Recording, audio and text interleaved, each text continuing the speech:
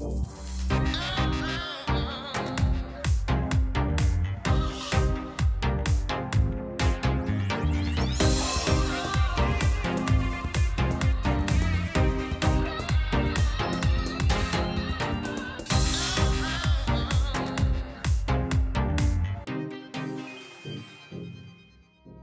in the middle of a deadline, there's 1,000 things to do, and concentrating seems so hard.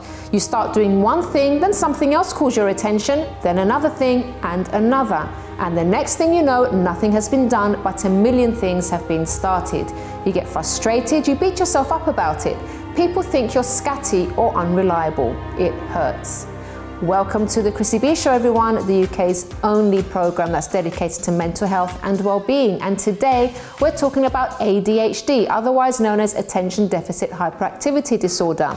And giving us the psychological ins and outs is our own resident psychologist, Dr. Audrey Tang. And we also have a real-life story about ADHD, and Dr. Rob Hicks answers your pressing medical questions in Doctor's Answers.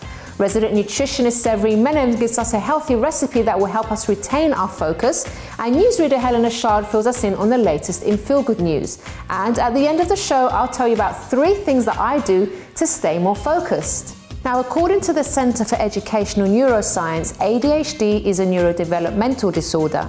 That means it's a disorder of the brain that emerges as children grow up and is defined by behaviour. The major symptoms are impulsivity, hyperactivity, and inattention. Though nowadays mostly children are associated with having ADHD, the diagnosis has become prevalent in adults too, with around 1% of adults retaining the full diagnosis by age 25 in the UK. But how do people deal with ADHD? Let's take a look on Twitter. An ADHD day in the life says, being diagnosed with ADHD later in life isn't the thing that upsets me the most. It's when people who know about my diagnosis ignore the positive changes I've made and sit and wait for me to fail. That is more disabling to me than any diagnosis. Gillian says, I will be honest, my son's obsessions are intense, and yeah, I find them hard as his parent, but I'm trying my best to find and learn about them. I want to be a good parent to him that tries to understand and help the best that I can. Patrick says, I want gum. For a typical brain, that would be that. For my ADHD brain, it means I've been obsessing over getting gum for the last 20 minutes. I'm about to walk to the store to get some gum. I will chew it for 2 minutes, then spit it out. I know this, but can't stop obsessing. So some very interesting thoughts on Twitter sphere there. So now let's hear from a real life story on their ADHD diagnosis.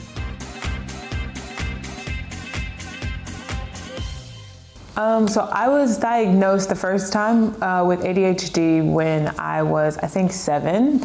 I'm from the US, so diagnosis is a little bit different. When you're small, they kind of just make assumptions based on how you behave in the classroom before they actually get you tested, because they want it to be over a really long period of time. And it also really depends on how your parents respond to the idea of ADHD, because it's quite stigmatized. Or it was really stigmatized when I was growing up. So I'm 30 now, so that's like 20 some years ago. And my mom was kind of like, no, you don't have ADHD, so she didn't really want me to go through the testing at first. And then I had a guidance counselor who just kept saying, like, she's so smart, but she's so unmotivated. And I just really felt like you should give her the option to at least go through the testing. So I went through the testing, and then there was this period of time where my mom was like, okay, you can have medication. Then she took the medication away, and then certain things would happen where she was like, okay, you can have it back. So it was always kind of that back and forth where my mom wasn't really sure if ADHD was a real thing or if it was something that was created actually by like the government. So my mom was taking me on and off the medication for a while, and then right around the time I kind of started to have a mind of my own in the sense of, do I want this medication or not? I kind of decided for myself that I didn't want it.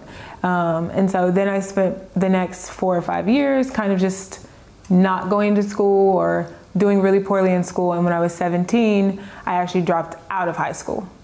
And when I dropped out of high school, my guidance counselor came to me and said, you're about to turn 18, you need to figure out what you're gonna do, and you need to figure out for yourself if ADHD is a real thing or not. And if it's not ADHD, what's holding you back? And the reason why she said that was because when it came to actually doing schoolwork or sitting down in classes, I was really unmotivated. I couldn't care less. But when it came to testing, I was always doing really well on the testing, and I was always on the same level as my peers. But when it came to like actually passing the classes, I was failing everything. So when I was 18, I went and I had a proper, because like I said, it's a bit different in the States. When you turn 18, there's a different type of testing that you go through. And so I had the proper testing and the proper diagnosis. And at that time, I was actually a high school dropout. And I went through all the testing, and they're like, yeah, you're extremely ADHD. We're surprised that like you can even write your name based on like how ADHD these like tests are coming back. And at that point, I started on the medication, and I went through all the remedial courses to get a high school diploma. It's not an actual high school diploma, it's a GED, a general education degree, which basically just means that you are smart enough to do college, but you haven't done high school. So I did that, and took some tests to get into college, stayed on medication all through college, and then stayed on my medication through graduate school, and then kind of really started to look backwards at maybe some family members and some friends, and even my mother, who probably were dealing with some of the same issues that I was dealing with, but were just a bit in denial and maybe not accepting that they needed help. And you know, it's like, it's very easy for people who don't deal with ADHD to be very like judgmental, like, oh, you just don't care. But I do care. It's just that okay, I'll say this. When you have ADHD, it's like having 75 windows open in your brain. And they all have like music on that you can't figure out which tab that sound is coming from. So you like go click through the tabs to try to figure out where the music is coming from. And then you forgot why you were actually on your computer in the first place. So when all of these like outside stimuli are coming towards you, it's just easy for you to have a hard time prioritizing. But if there's something that you commit yourself to, the good flip side of that is if you find interest in it and you are good at it, you throw yourself completely into it, which, I mean, has its bad sides as well. Because if you're too focused on one thing, then you kind of block out the rest of the world. So this is kind of like 2 years ago, or 3 years ago when I was living in the Netherlands, I got really depressed. And in the Netherlands, they're even more against the idea of ADHD. So they don't believe that it exists at all, and they don't prescribe medication. And if you're a foreign student, they only give you your medication for a year, and then you have to come off of it. And so I was still getting my medication from the States. I would just like go back and get like 6 months or whatever. But then I was talking to my doctor in the Netherlands, and he says, well, just so you know, ADHD is really just depression and bipolar disorder, like mild cases of it. It's been proven. And after a while, like if you are around people who have a certain way of thinking, it has a natural way of making you consider perhaps they're right. So I was sat there and I'm like, I have been depressed actually. And at that moment in my life, I didn't even think depression was a real thing, which is actually like the flip side of this, right? Like here I am with this thing that a lot of people disregard, and me saying like, oh, I don't even think depression is a real thing.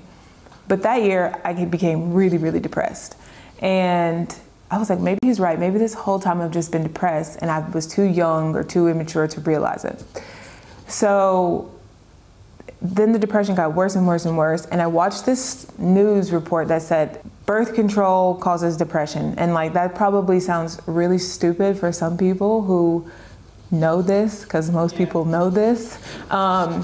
But I did not know that. So this whole time, because I had this really long journey of feeling like my ADHD was liberating me in a way, because I'm not good at math and science, but I am really good at art and writing and building things. And I wasn't even doing those things anymore. So I kind of was like, oh, I'm just like a depressed mess. But then I got off of the birth control, and it took about 2 months. And all of a sudden I was like my happy ADHD self who really realized that like no, I wasn't depressed. ADHD is a real thing, and that I can like take this opportunity to like lean back into it and really find out what it is I want to do. And at that time, I was working for a really big consulting firm in a job that I like hated. So I was like, oh, I'm depressed because of this job, and this is just how life is. And then when I got off the birth control and everything started to be normal again, all these like crazy ideas started popping into my head of things I wanted to do, like they always do. And I told my husband, I was like, I want to write this book. It's called Every Girl, about one woman from every country in the world. And I want to try to like raise some funding via a Kickstarter and see if I can raise the money to actually like go do this. And if I do it, can I quit my job? And he was like, oh yeah, like go for it. And so 2 days later, I like launched this Kickstarter, raised 17,000 pounds, and I like quit my job. And to me, that was like the most liberating thing, because prior to that, when I was just like drowning in like unnecessary hormones, I just felt like, I remember walking in Sainsbury's and feeling like everybody's depressed. I'm like looking at everybody and just like putting that on them. Everybody's depressed, you know? And then I realized like, no, everybody's not depressed. ADHD is a real thing. So I'm working on this book full time right now. And I just finished the first edition, and it's a really long book. It's gonna have 196 stories, so it will take a really long time, and I'm just doing that. Like I said, I've leaned into this, and I've built a bit of like a community around me, and people who want to see it happen, and people who support it, and I think that's like a really cool thing. And I'm about to turn 31, and I think it's like a really good time to like feel this way, because when you get this age, you tested all of the, am I this, am I that? Should I trust myself to do, like I know where I shouldn't trust myself, and I know where I should trust myself. And I would say, especially for people living in the UK, more so for parents, is like I've basically seen my husband take the journey of a parent, kind of. And not to say he's my parent, but he's coming into this with a person who has this thing that he's never heard of. He wasn't expecting it, and he had to take a lot of time to like get used to not only like the symptoms, but the idea of it and the stigma behind it, and then for himself like overcoming those things. And so I think it's two different things. Like for if you're a parent and you're dealing with your child, because that's when it really starts to show up for the first time, is to be patient with yourself and like know that you're gonna make mistakes, and that at the end of the day, like your kids will always be mad at you for something when they get older. So don't get too wrapped up in the idea of like, oh my God, am I messing them up? But just on the flip side of that, also pay attention to the symptoms and the things that they're saying to you. And it's not a bad idea if kids want to do something that's off the grid, because somebody needs to. Like everybody cannot be a lawyer or a doctor.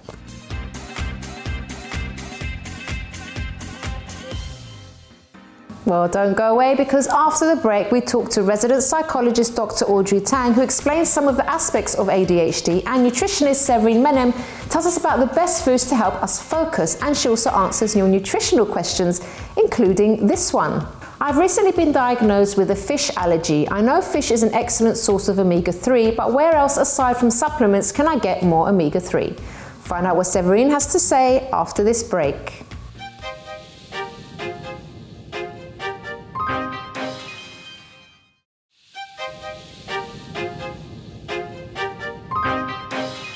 Hello everyone, and welcome to today's Chrissy B Show, and we are the UK's only TV programme dedicated to mental health and well-being. So first up, let's take a look at this.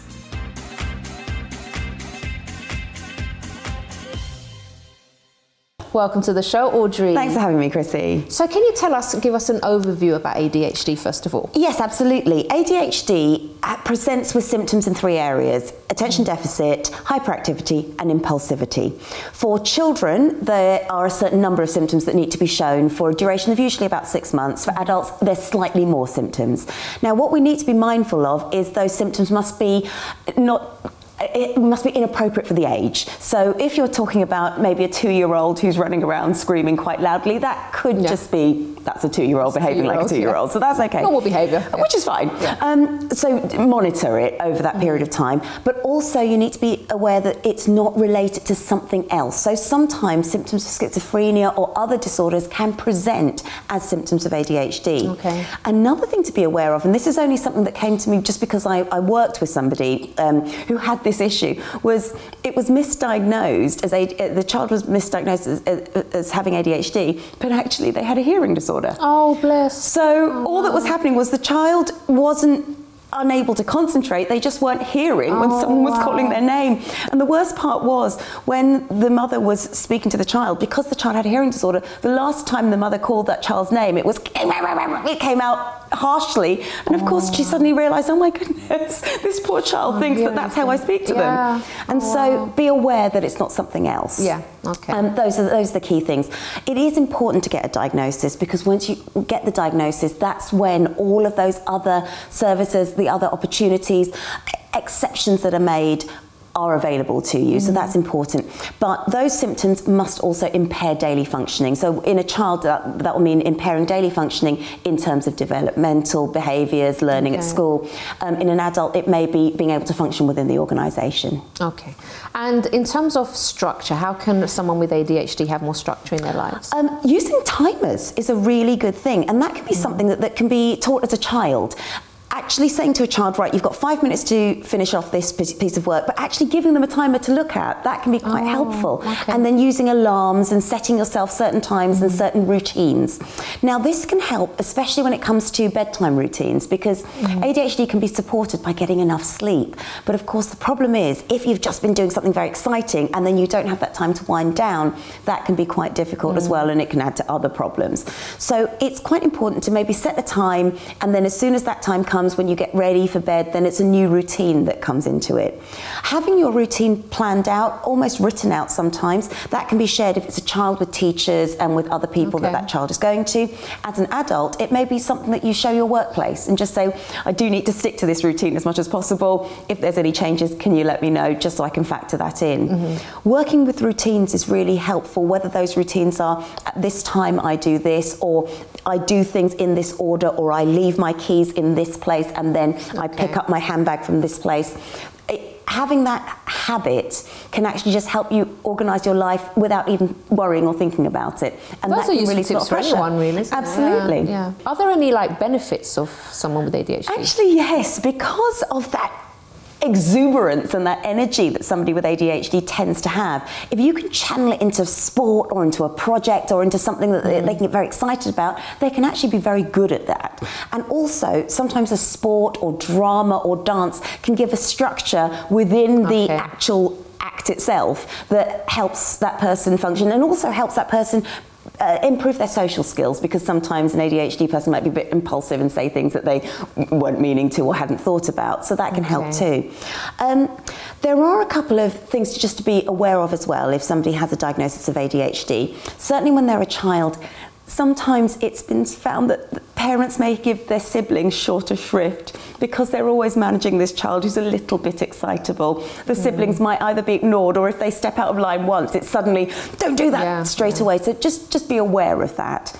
Other things that you can do if you have a diagnosis, or if you're a parent with a diagnosis, is talk about it. The more people know about it, ADHD can still be terribly misunderstood. There's a lot of people who will still say, oh, it's just a naughty child, and we know that's not the case. There is a medical reason for that, so it's important to keep on educating people. There's a couple of tips which are useful for everybody, but they're particularly beneficial for people with ADHD, and that's actually get out into the open air. Research has suggested that if you get a lot more fresh air, perhaps it is just that idea of maybe expending that energy outside, that can be very beneficial. Good nutrition can make a difference, so get rid of the junk food, watch your programme, get some of those nutrition tips, but smaller and regular meals is part of a routine as well, so that can be quite helpful too. And of course getting enough sleep. Brilliant. So those things are useful whether you've got ADHD or just trying to function normally. Audrey, thank you so much, and we'll see you again next week for another mental health topic. Thank you. Now, speaking about nutrition, actually, here is Severine Menem to tell us what foods we should eat to help retain focus.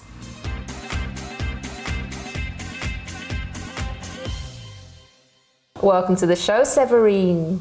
So tell us, what are some foods good for focus that can help us?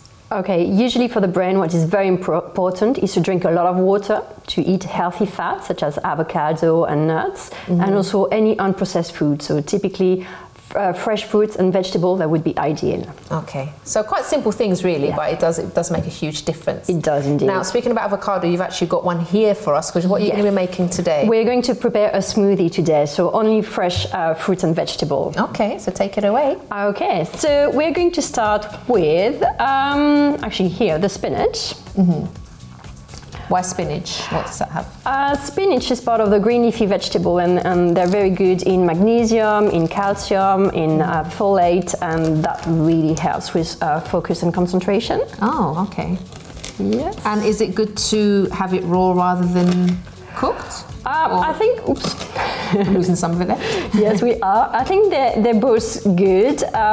When you cook vegetable, you actually lose some vitamins, but you can do it as well. What if you drink the water? Yes, that would be ideal, but not everyone likes to drink water from the cooking. Okay. But you can use it in broth or in soups. So okay. That's something you can do. Right, so spinach. Spinach. And you can't actually taste that much once the smoothie's done. Right? No. Once you mix a lot of different flavors, it's really hard to taste it. Then we have blueberries for the antioxidants. Superfood. Well, I would say all fruits and vegetables are superfood. Yeah. It's just some of them are studied a lot more than others. All the new ones. Okay. So banana for the texture and also because it adds some sweetness on top of the blueberries. So I'll just add half a banana. And some avocado because they're part of the good fats. Yes. So we've already pre-opened it. And yes, avocado is amazing. I mean, fats are essential for our brain, and the fact that for decades, the guidelines were a low-fat diet has been really bad on our health. So I'm glad that now I agree. The truth has been restored. Yeah. So not all fats are good, but there are lots of healthy fats, such as all the nuts and avocado. Okay, and because in smoothie we need to make it a bit more juicy, we're going to add today some almond milk. Yes. But coconut water or filtered water would be nice as well. Yes, I've shaked it, but it's not open. So let's start with it. It's usually about a cup. Yeah. And let's mix. Go for it, Severine. Okay, let's do that.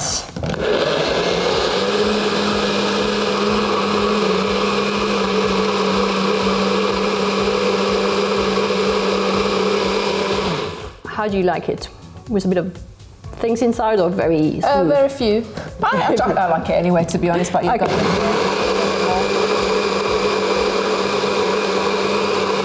Okay, that should do. So I was thinking it was going to go like blue because of the blueberries or purple, but it's just taken on the spinach, hasn't it, and the avocado. And the avocado. No, she can't. Come on, Severine. Not enough spinach in your diet. That's strong, yes. Well, actually, spinach doesn't have that much iron, you know. It's just because children had to eat spinach, and they found this really nice story. I'm going to try in a minute because it's quite thick. Try now? I'll try it in a second because I'm going to ask you the questions first, and I don't want to have all spinach in my tea. Okay, right? That makes sense. So we're going to do cheers in a minute for that. Okie dokie. So we had also some questions from our viewers. We're going to whiz through those as well. And guys, if you have a question at home, all you need to do is email us on nutrition@chrissybshow.tv. So the first question, Severine, what are the best fruits and vegetables to keep in your fridge at all times? I'm trying to eat healthier, but I'm not sure what staples I should have. Okay, so it's really confusing about what should be in the fridge, but basically, as a rule of thumb, whatever you buy in the fridge should go to your fridge. Okay. So most of the vegetables are okay to stay outside unless they've been processed, which means cut and already prepared. All the herbs should usually go to the fridge. And as for the fruits, what should always go is all the berries, figs and cherries, because if they stay outside, they're not going to ripen, but it's going to the decay is going to speed up. Any particular fruits you would recommend that someone should always have in their home if they had to choose some? Always lemon. I always have lemon, Start a day with a glass of warm water and lemon in dressings, and I like the lemon. What about fruits and things as well? What would you say? I like bananas because they're very easy to take everywhere, and I like the small ones so that I don't have to have a big one, and they're almost always ripe. But apples are good as well. Okay, brilliant. Next question. I'm a professional bodybuilder, but I'm thinking of going vegan. Is this feasible? And if so, what would you recommend I eat that will help with my training?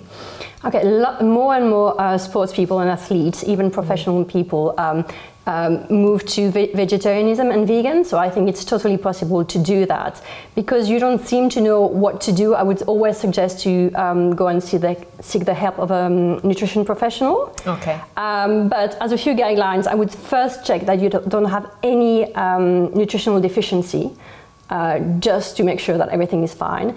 And then I would gradually start reducing the amount of meat or animal product that you eat and transition to vegetarianism and then veganism, just to make sure that the body, goes smoothly, and make sure that you have enough calories, because when you move to a plant-based diet, it's very easy to not have as many calories, to have a strong emphasis on proteins from different sources, and omega-3 from plant origin, and one last one, BCAA. You can find some that are from plant origin. Okay, brilliant. And last question for today. I've recently been diagnosed with a fish allergy. I know fish is an excellent source of omega-3, but where else, aside from supplements, can I get more?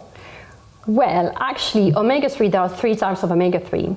EPA and DHA are mainly from oily fish. But there is another type, which is ALA, that is only from plant sources. And these are in chia seed, flax seed, pumpkin seed, walnuts, and also tofu and soybeans. Walnuts? I didn't know about that. Yes. Well, not that much is omega-3, but you have some. But is it like, because you kind of mentioned 3 different ones, is it does it kind of cover that if she can't have, or she or he can't have? Well, I suppose it's better than nothing. It's better than nothing. For the body to use ALA, it needs to be transformed into a different form of omega-3, and the transformation rate is not as great as the one from oily fish. Okay. It's better than nothing, but it's not as good. Yeah. Okay. All right, Severine, that's all we have time for today. Thank you so much for answering those questions. You're welcome. And we'll see you again next time. We are going to try this in a second. But first of all, guys, don't go away, because after the break, we talk to Dr. Rob Hicks, and he answers your medical questions, including this one. Ever since I was a kid, my jaw pops when I chew. Is this a sign of something serious? Find out the answer after this break while me and Severine have our smoothie. Cheers.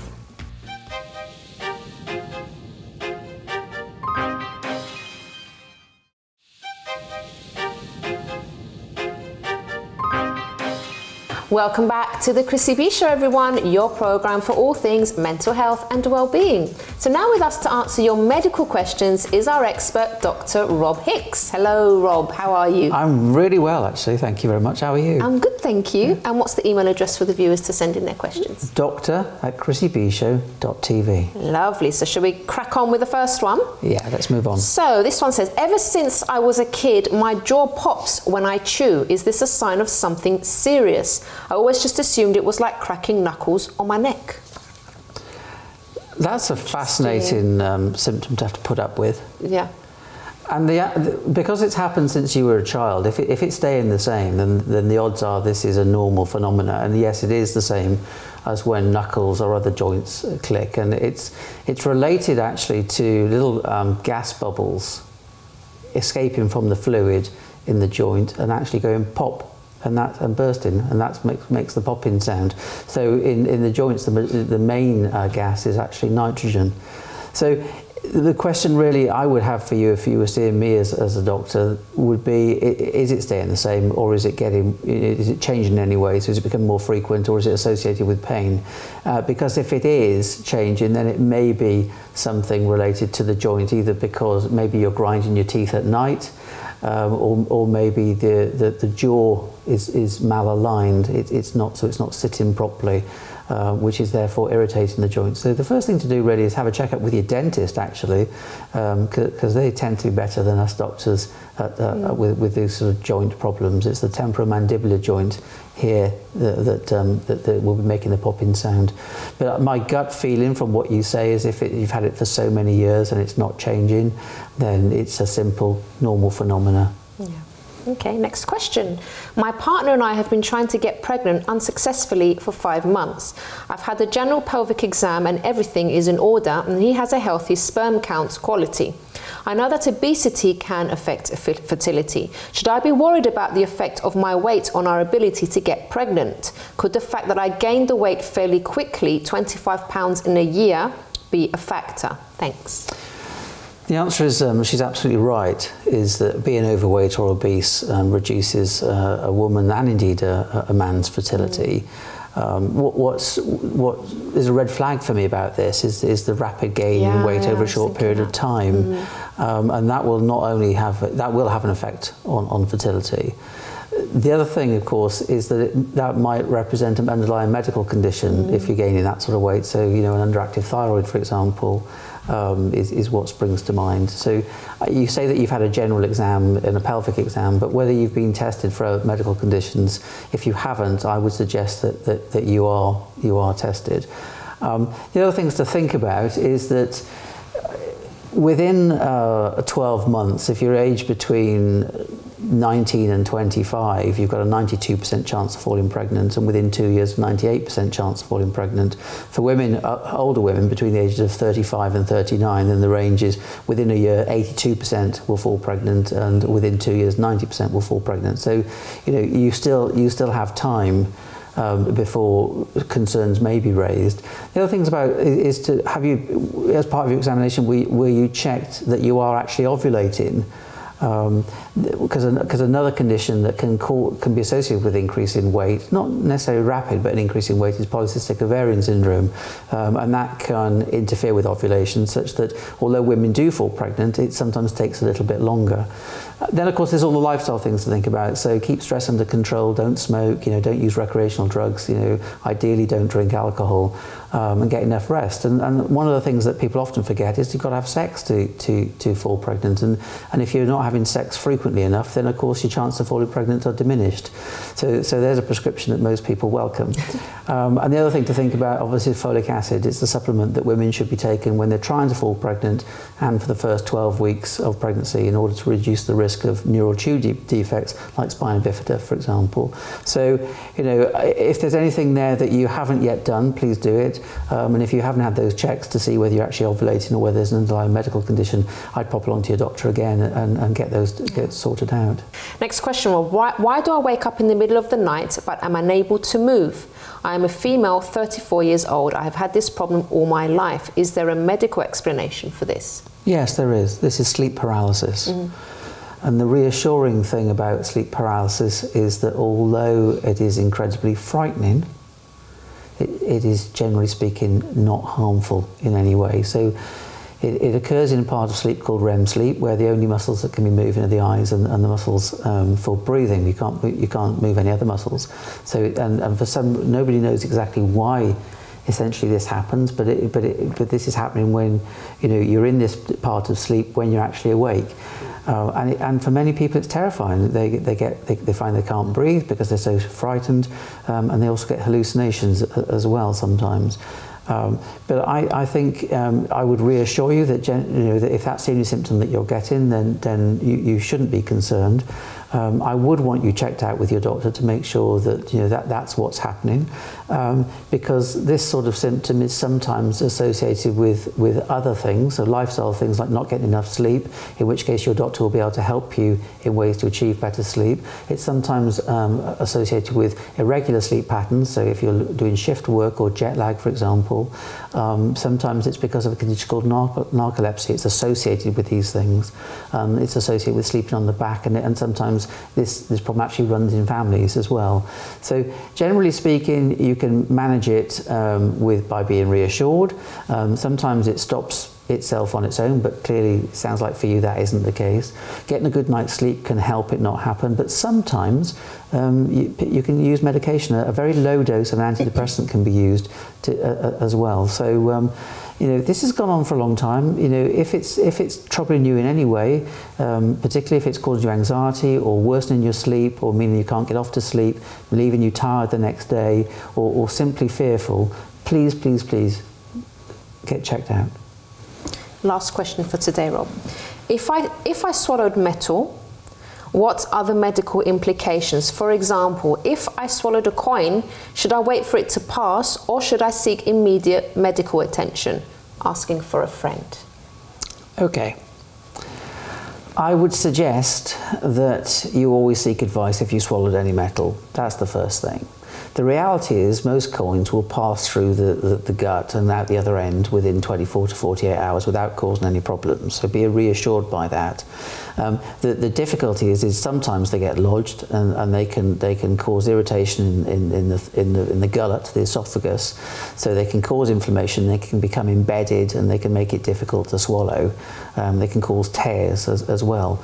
But generally speaking, it's sharper metals, or it's corrosive metals that do that. Magnets are a separate category, because if you swallow more than one magnet, they can obviously stick together and then damage the lining of the gut. So this is why we advise parents of small children to keep these things well out of harm's reach, so that this isn't a risk. If somebody has swallowed the metal, get the medical advice. It might be that you need to have an X-ray or a CT scan to identify where in the gut it is. And sometimes it's rare, but if it doesn't pass through, or it's lodged somewhere, sometimes it has to be removed, either surgically or with what's called an endoscope, where the scope either goes upwards or downwards, depending on where the metal is, to actually fish it out. But best things, keep those things away from your mouth. Yes. Run out of time, Rob. Thank you so much. You're welcome. And we'll see you again next week. And don't forget, if you have a question for Rob, all you need to do is email us on doctor@chrissybshow.tv. Well, don't go away, because after the break, Helena Chard fills you in on the latest in feel-good news. Addis CEO Andrea Bilbo talks about how those with ADHD can seek more public help, and I'll tell you about 3 things I do to stay more focused. But first, what % of children aged 4 to 11 have been diagnosed with ADHD? Is it A, 11%, B, 24%, or C, 46%? Find out the answer after this break.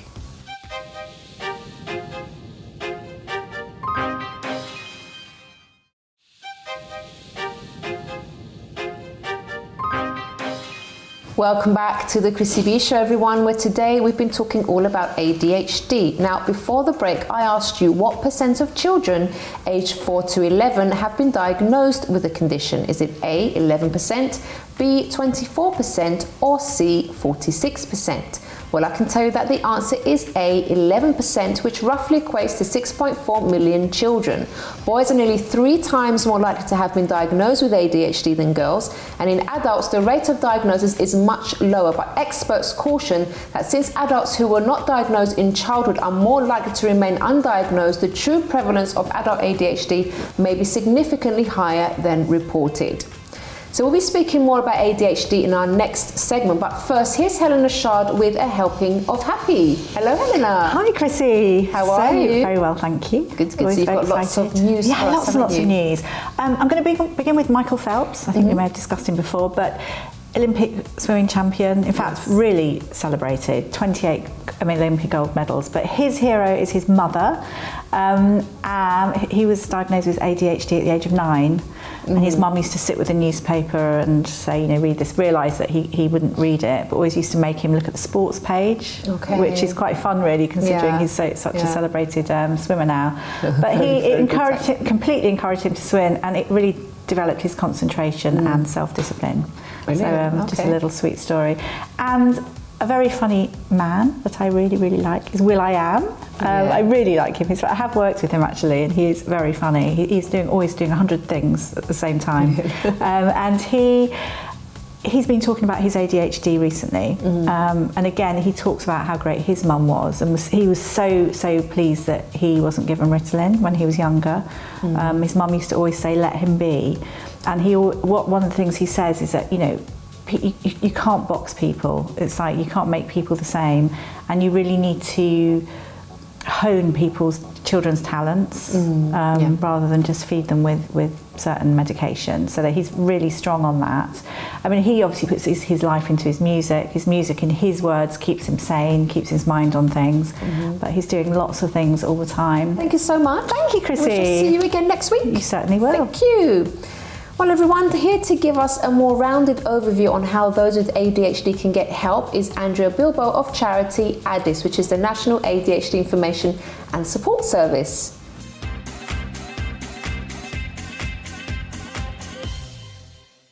Welcome to the show, Andrea. Thank you. So can you tell us why you started ADDIS in the first place? Yes, I have 2 boys with ADHD. They were diagnosed at the age of 5 and 9, and that's well over 25 years ago, because they're now 35 and 31. And at that time, there was no information. We didn't know what it was, and we really struggled with school and with behaviour and many other things. And so your boys were misunderstood a lot. Yes, and so I was fortunate enough that I could travel, and I went to America, and I learned a lot about the condition and brought information back, and I just felt I had to do something to change things in this country. Wow, okay. That was a big vision that you had then to do that. It was. To change the whole perception of it. And I'm often accused of bringing ADHD to the UK. Right, okay. So tell us, Andrea, how does ADDIS actually work? What do you do to help people? Well, we started off as a national helpline, and we still do that, and we just bring together a lot of information. Over the 20-odd years, we've held conferences for parents and professionals, and now there's lots of groups around the country, and we work with them, and we support them, and we mentor them to ensure that people have access to the, real evidence-based information. It's really important, especially in the days of the internet now. There's so much misinformation on the internet. What have been maybe some of your challenges that you've faced? I think the media has been a huge challenge, and they've been very unkind over the years. I think it's changing a lot now. There's a lot more acceptance, but there was for a long time a lot of, difficult publicity around ADHD. Okay. How did you get past that then? Was it just sort of drumming the same message through, or it's just using our case studies and using very, very passionate parents who've come forward and spoken, and it's just. There's been a lot more research as well. I'm also president of ADHD Europe, so I work with patient organisations around the whole of Europe, and we're involved with a lot of research projects. So I think the research is there now. There's a lot more evidence to support, the existence of the condition. And tell us about some of your successes as well. Well, I think just recently, I've helped a lot of parents whose children have been excluded from school, and we've been to tribunal with them, and we've won. And that's just recently in the news we had this young boy, 15-year-old boy called Hayden, who was excluded from school. In primary school was fine. He struggled, but he was a happy boy. Got to secondary school, and they just knocked the stuffing out of him. Just continually excluded him and excluded him and excluded him. This is a child who has a problem. He's not a problem child, he's a child with a problem, and teachers need to understand that. They need training, and they need to say, how can I help this child? Instead of just excluding them. How can I get rid of this child? How can I help this child? Very important. Where's the compassion? And they're lovely kids. When you get to know a child with ADHD, they've all, you ask parents, how do you describe your child? Funny, intelligent, you know, this is what they are. And loving, they're very loving. Just understanding them, isn't it? Just helping, supporting them. Hugely misunderstood, misunderstood, but they deserve so much more from us. So thank you so much for coming on to talk about Addis. You're and welcome. All the best for the future. You're welcome. Thank you. Well, everyone, now it's time for my own tips on 3 ways that I stay more focused.